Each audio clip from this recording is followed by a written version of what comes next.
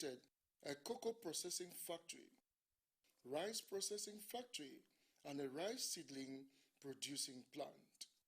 A garment factory, which was commissioned by His Excellency, the Vice President of Nigeria, Professor Yemi Osinbajo, in 2016. The factory is the biggest globally, seating over 500 workers at a shift.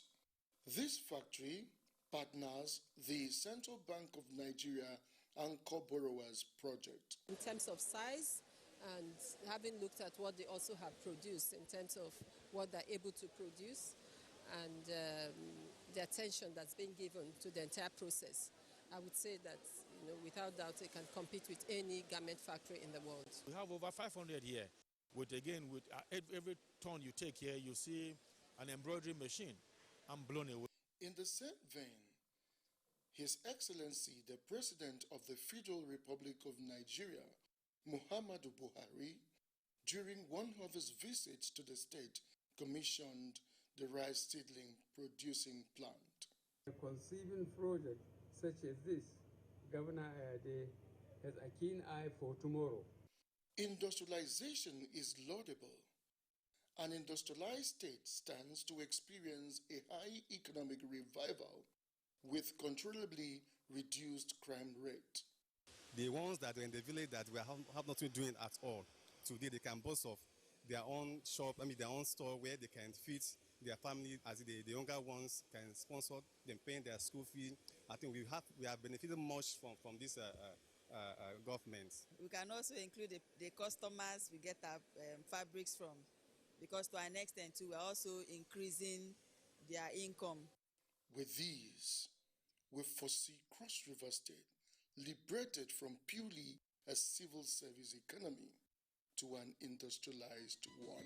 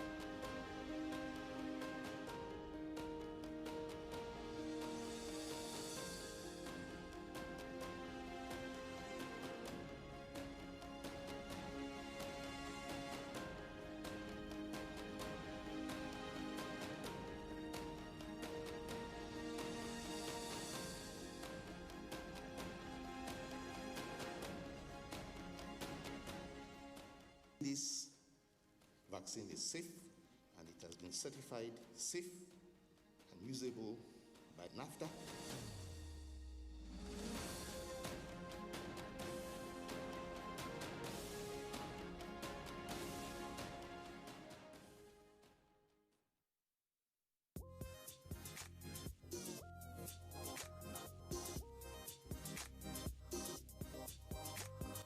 Wannan labarin ma yana peji na 36. Ita kuma babban labarin wannan jarida shine ainihin labarin da ke gaban jarida shine ta bayyana cewa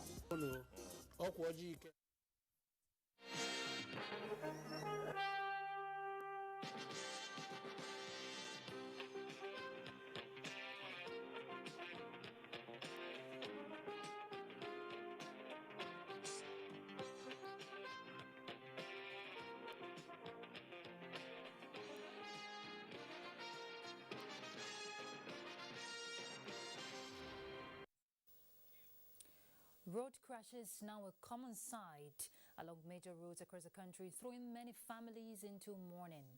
In several cases, we see lives being lost, and for those who are lucky, they're rendered disabled. Figures from the FRC files indicate that more than 14,000 lives were lost between 2019 and 2021. It is indeed a national concern, and reducing this figure is an assignment before every one of us. So Panorama today focuses on the measures needed to reduce road crashes in the nation's busy roads. And from the sporting world, Super Eagles AFCON journey ends abruptly after 1-0 to Tunisia. Welcome. Thank you for joining us. This is Panorama. I'm Ruth Aguera.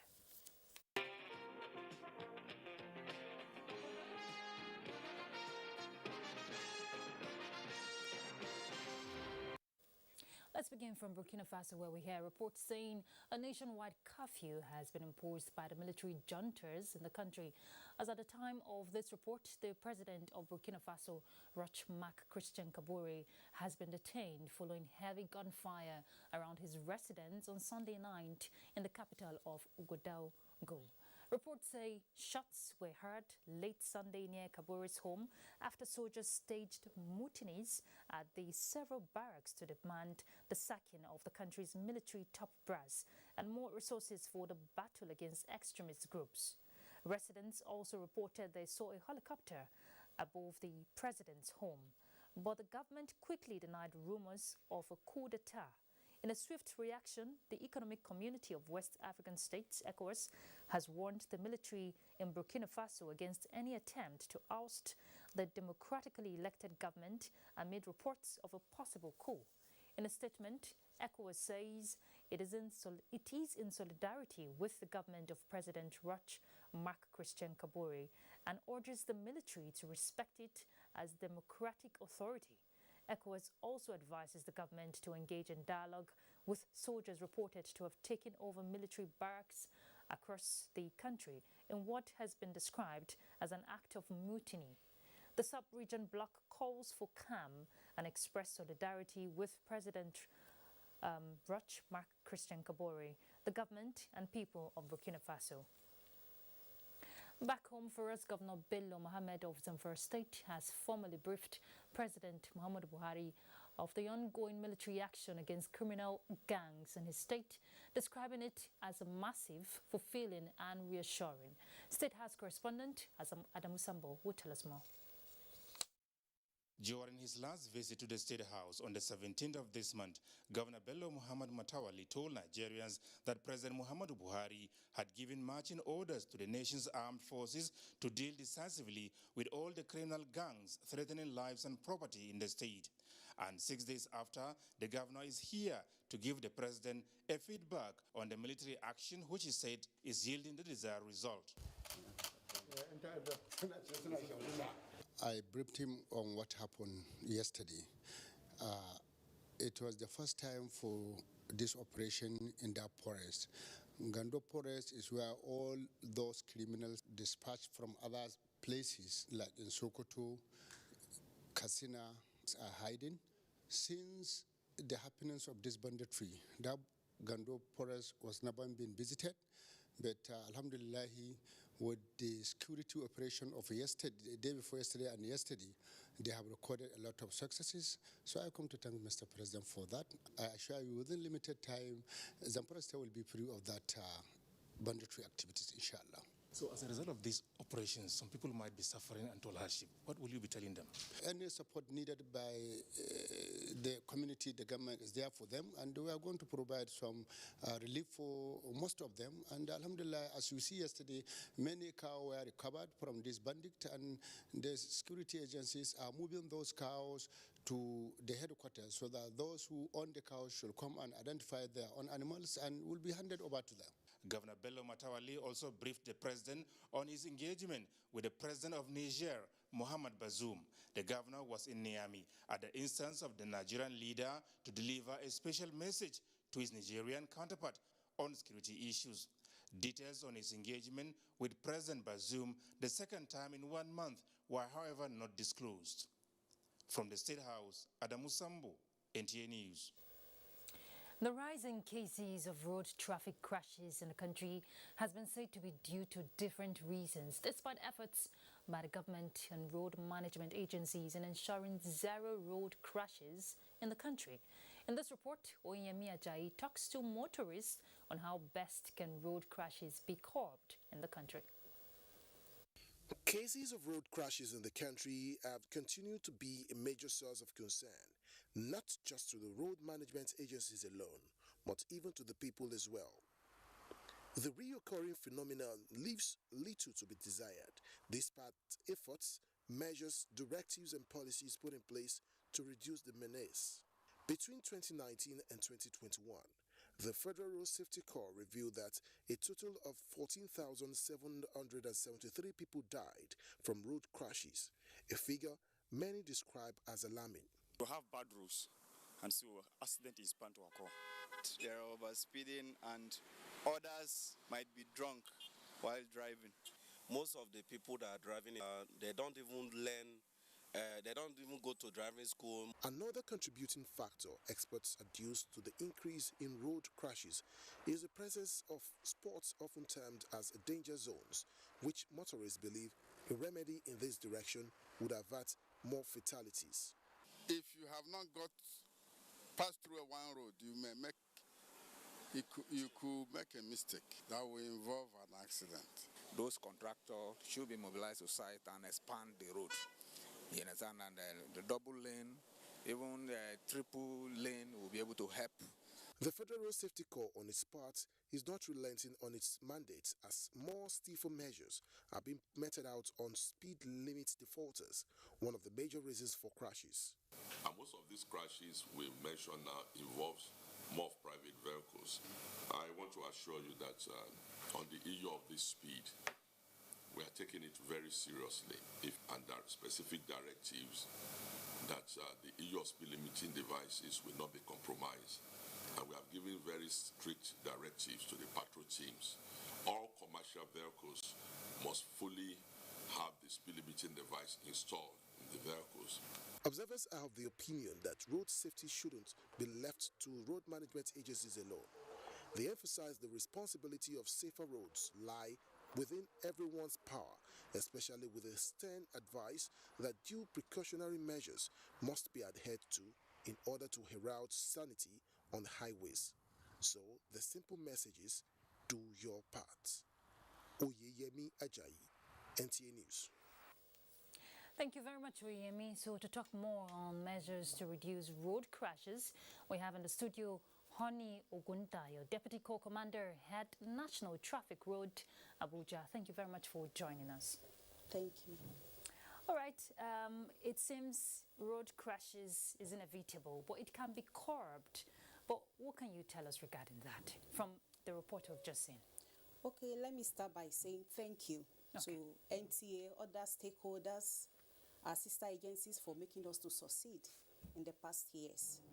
Now, talking about road traffic crashes, it's a big day for us at the FRSC, and we are not going to relent until everybody come to terms with the fact that we want to see a Nigeria without road traffic crashes. And if we are going to be having any at all, we want to see whereby it will not result in any death. And we are working towards that.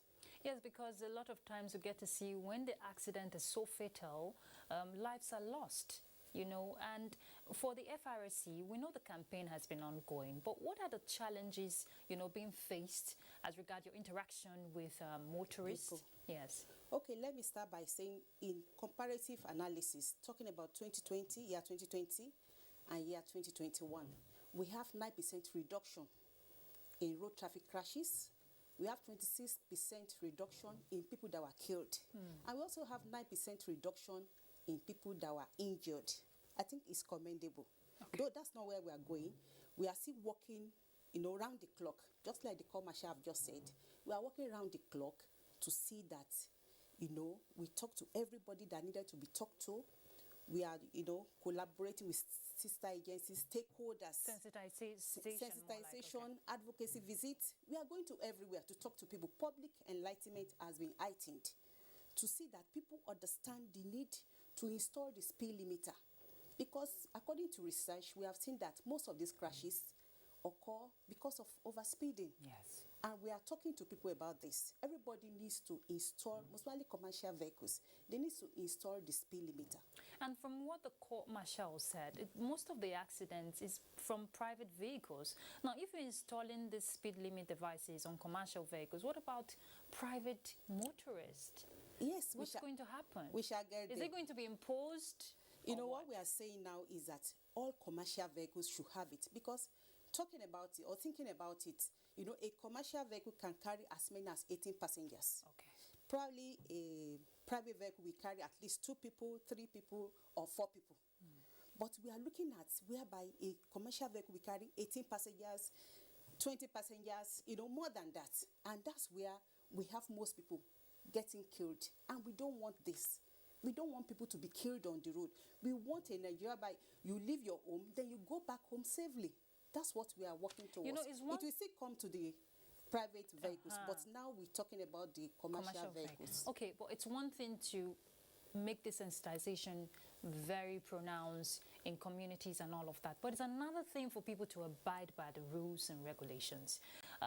Is there another strategy? I know you've exhausted every other option, but there should be a way out, because people will still ply the roads, whether we like it or not. Yes, thank you. That's very important.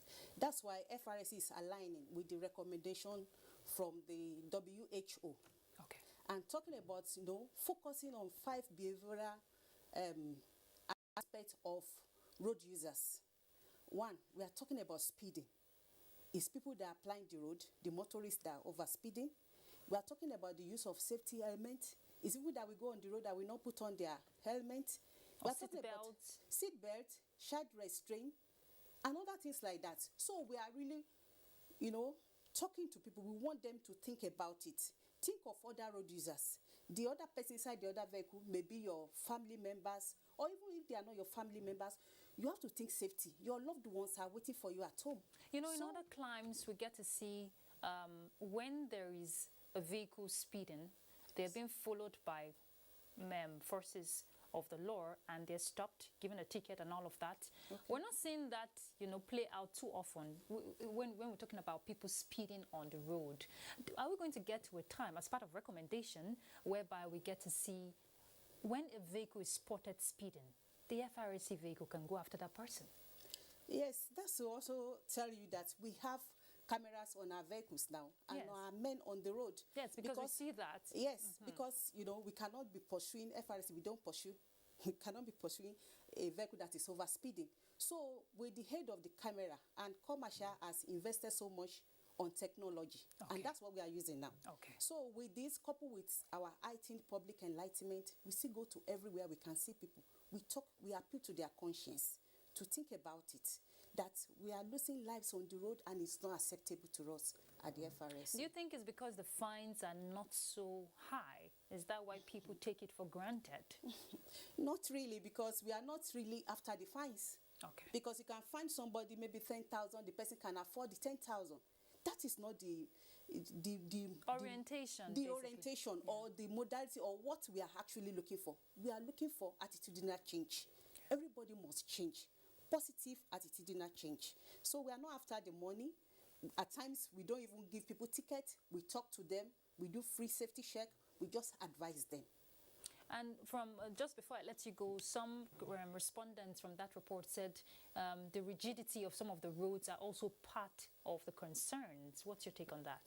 Yes, we must commend the federal government, because we can see that many roads are going through rehabilitation. Okay. So this one is still talking about the motorist. Be careful. Anytime you are going on any road, just be careful. Take it easy. Avoid overspeeding. Avoid overloading. Avoid, you know, some people, they will drink before they go and drive. Yes. It's not acceptable. Think of your loved ones. Think of your family members. Think of every other road users. Because what we are saying, you know, only the living celebrates. During the Ember month, you can see a campaign. How we have been talking to people, say, don't overspeed, don't overload. Still, some lives were lost. We are not happy about it. We are looking at a Nigeria whereby everybody will have a reorientation, thinking about positive attitudinal change, because road safety is a shared responsibility. We cannot leave the work for FRSC alone. It has to do with you. It has to do with myself. So it has to do with everybody. We are looking for a Nigeria whereby everybody will have positive attitudinal change. On the roads. On the roads. Thank you very much for your time. Honey Ogundayo, Deputy Co-Commander and Head National Traffic Radio Abuja. Thank you. Thank you so much. All right, we've been talking about road crashes. There's no hurry in life. You want to get there safe? All right, let's turn to other issues. Minister of Transportation will bring that report to you just after this break. Stay tuned. The vaccine offers hope for a safe country free of coronavirus. I urge all state governments, traditional and religious leaders to take the lead in the mobilization effort within their environment and spheres of influence. I similarly urge all eligible Nigerians to present themselves and be vaccinated in accordance with the order of priority already mapped out at the various authorized designated centers only.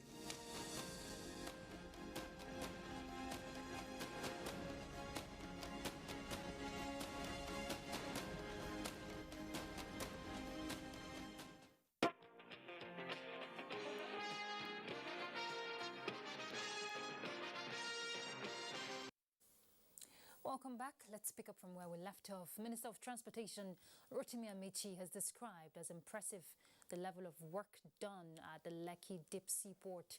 The minister, while on an inspection tour of the seaport project, charged contractors not to relent in order to beat the completion deadline.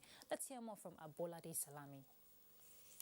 With the dredging and reclamation work at almost 90% completion, and the erection of light masts put at 25 meters high to provide constant power, Minister of Transportation Rotimi Amechi said the speed of work should be sustained without any form of compromise to standards. He reminded the contractors that the quay wall and cranes newly constructed, apart from the breakwaters he noticed during his last visit, is a testament of commitment to work.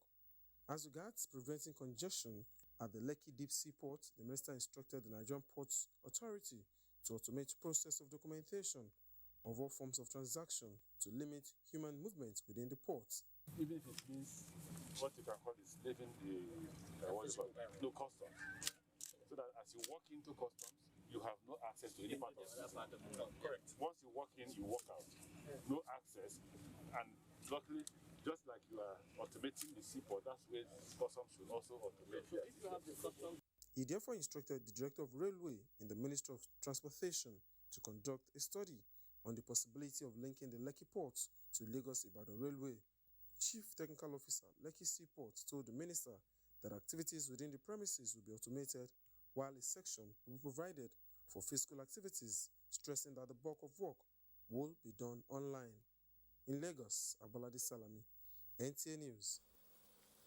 A passenger train from Lagos this Sunday collided with a moving truck belonging to Dangote Company and commercial tricycle along Obasanjo Road in Kano Metropolis.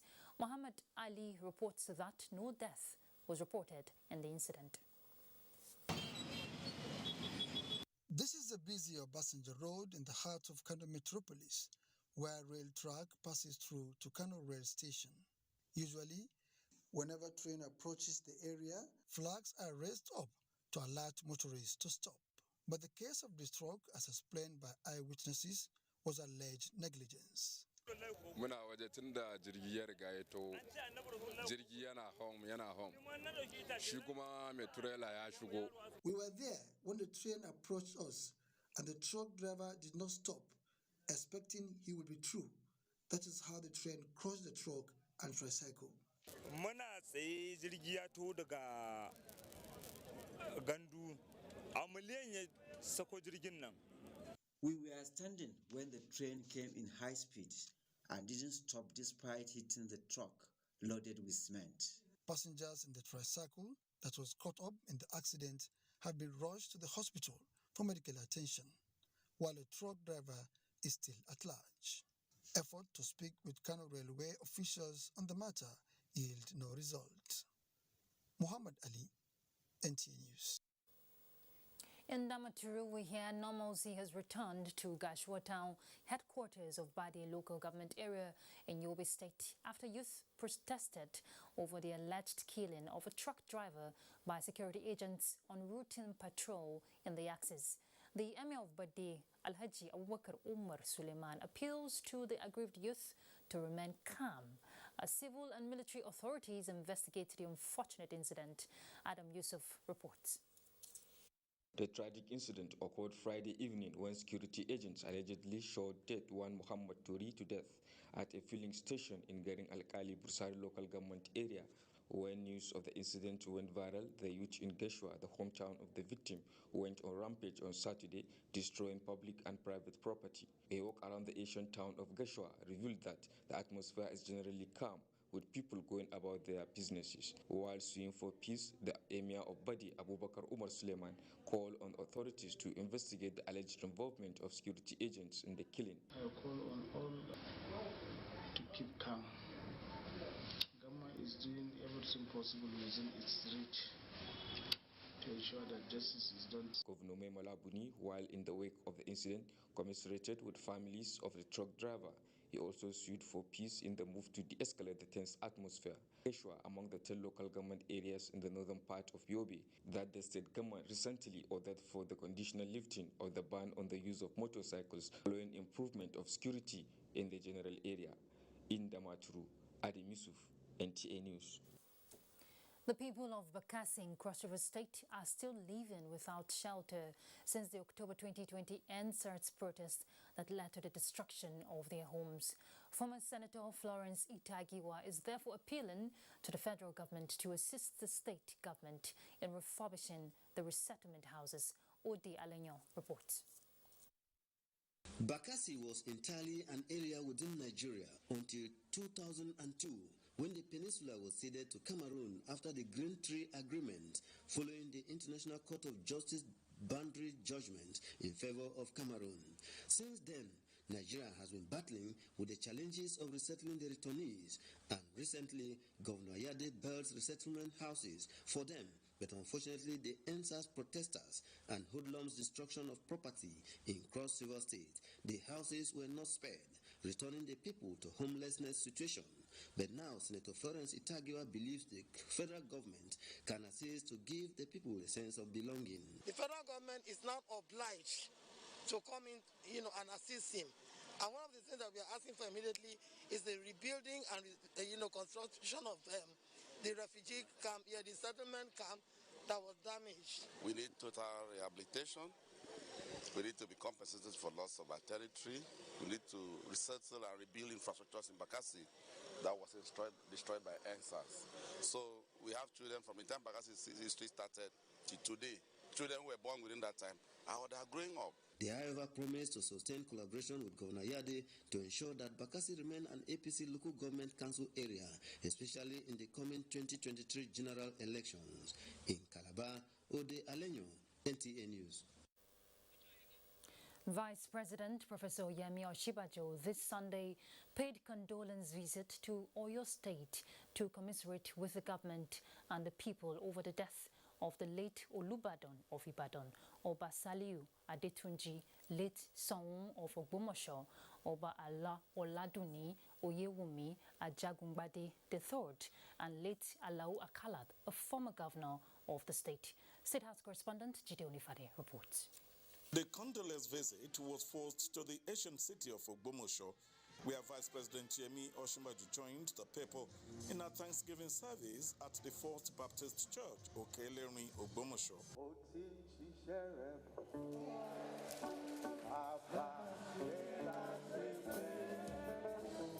The Vice President, who was received by Governor Seyi Makinde of Oyo State on behalf of the President and Nigerians, commiserates with the family and the people of Ogbomoso for the loss of the monarch, late Oladuni Oyewumi Ajagungbade III, Seun of Ogbomoso, who reigned for 48 years before his death on the 2nd of January 2022. He has delivered 4 decades and 8 years of exceptional and transformational leadership, leaving behind the indelible marks of peace and prosperity. Without doubt, the Oba's passing has created a big vacuum among the League of Traditional Rulers in Nigeria. And this is not just because of his age. In almost half a century on the throne, it's because he was not just there. He made remarkable contributions to Ogbomoso and to Nigeria, for which he was honored twice. First, as Commander of the Order of the Niger, and then as Commander of the Federal Republic, CON and CFR. After the church service, the Vice President visits the palace of the Shong and interacts with the family and chiefs. Vice President Osinbajo also visits the home of the Akalas, where he pays glowing tribute to late Alao Akala, one-time governor of Oyo State, who died on the 12th of January 2022 at the age of 71.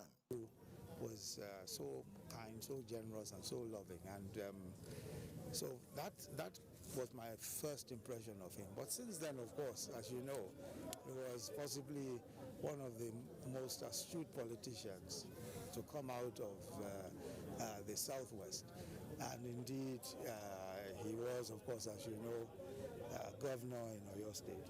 And I think that one thing that will remain evergreen in our memories is the way that he did what he did in Oyo State and all of the work that he did, the contributions he made, and of course also the contributions that he has made to our great party.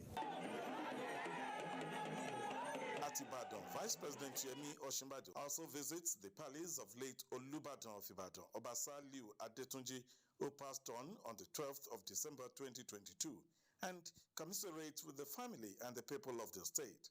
Jide Onifade, NT News. That's Panorama. Thank you very much for your time. We urge you not to give up in the fight against rape and rapists. I'm Ruth Aguela. Bye.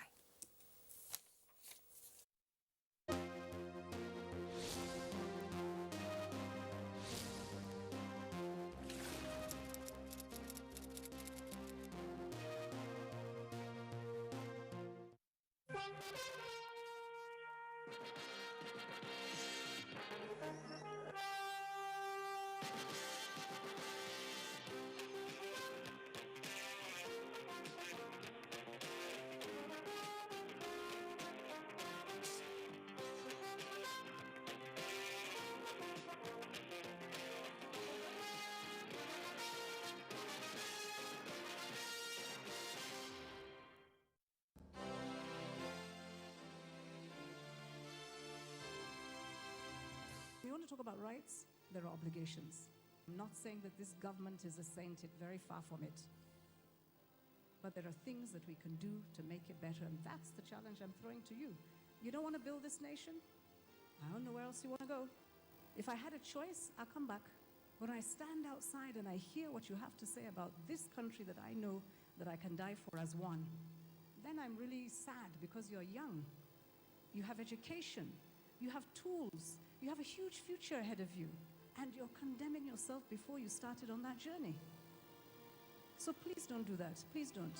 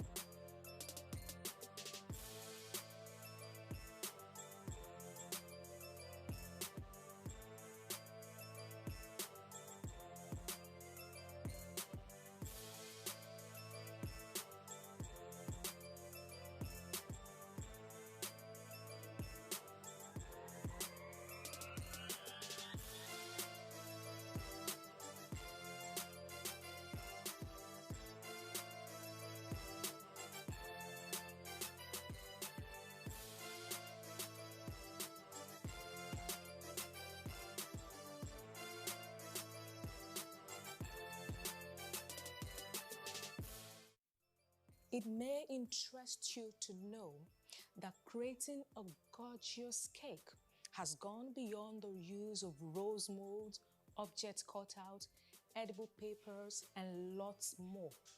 In the contemporary cake world, artistic cake makers explore possibilities of paintings on cake using edible colors, brushstrokes, and other accessories.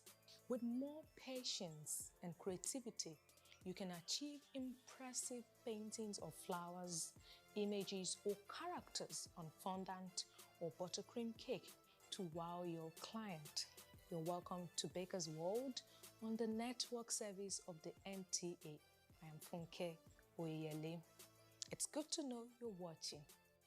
Today on the show, if you intend to craft structures, models, or ornaments on any cake, you need to know how to make this fast-drying sugar paste called pastillage. We will be showing you how to make a workable pastillage.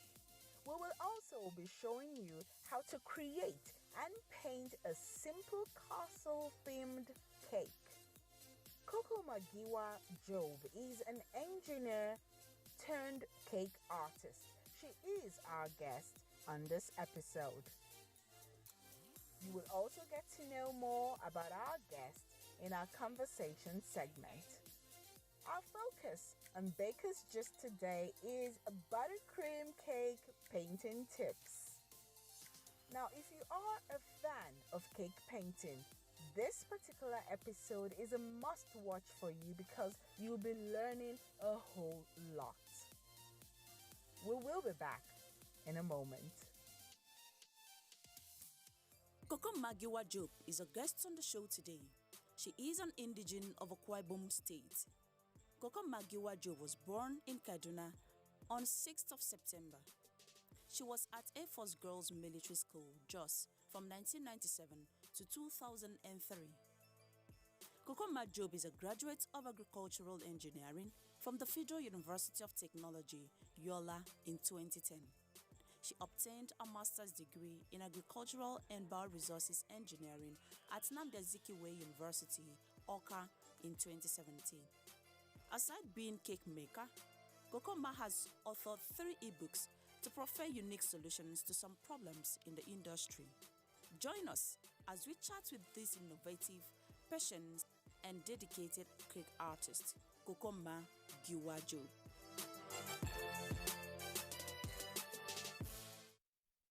The creative director of Cokomila Cakery, Coco Magiwa Job. You're welcome to Baker's World. Thank you very much. You studied engineering in school. How did you go from engineering to becoming a professional cake maker?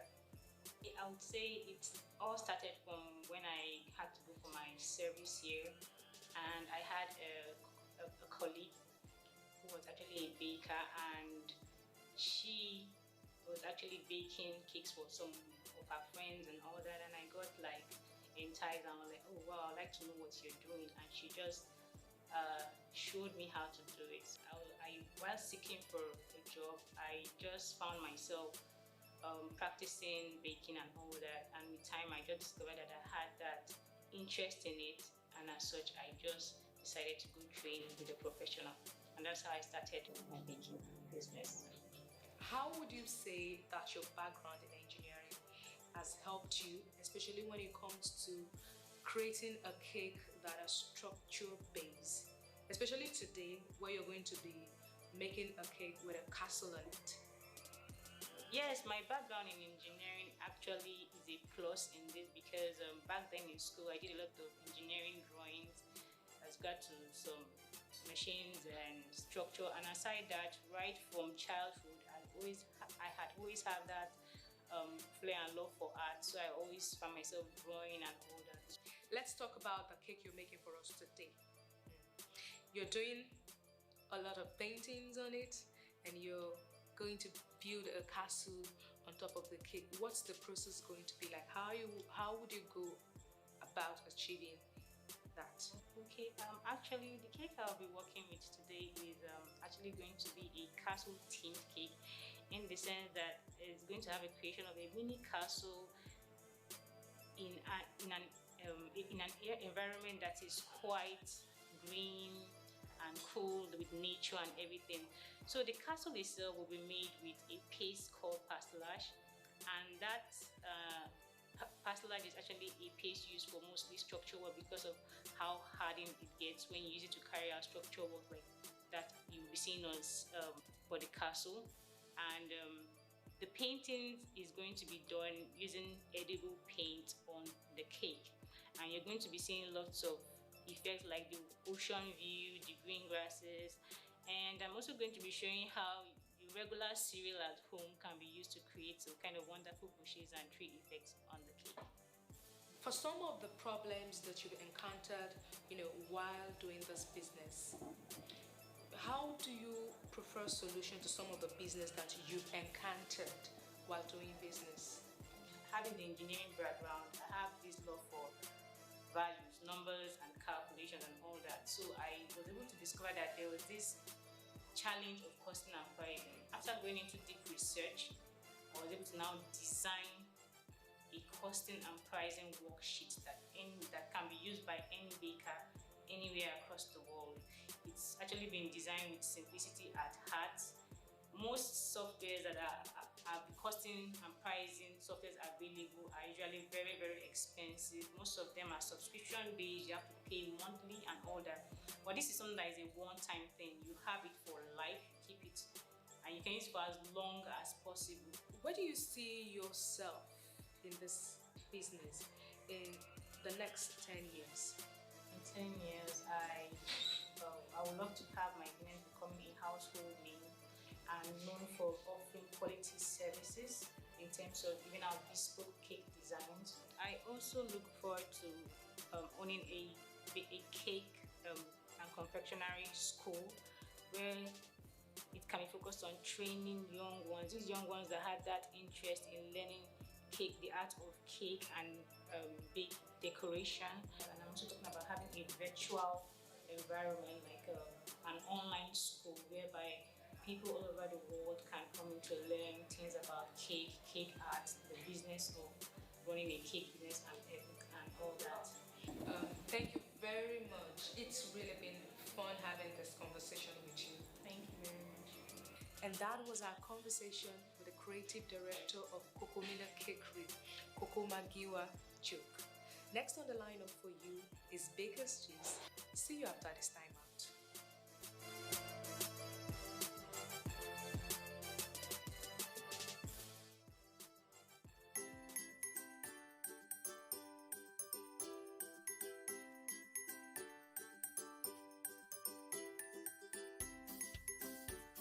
Cake painting is fast becoming a trend amongst artistic bakers.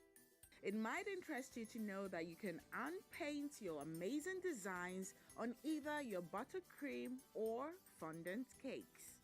Cake painting is a relaxing way of expressing your concepts on your cakes that any art-inclined person can appreciate. This cake decorating techniques requires much patience, time, and creativity to achieve a great job. Our focus on Baker's Gist today is on buttercream cake painting tips. Buttercream cakes are fragile and more delicate to handle when it comes to painting. But here are some amazing tips that could help you achieve a fantastic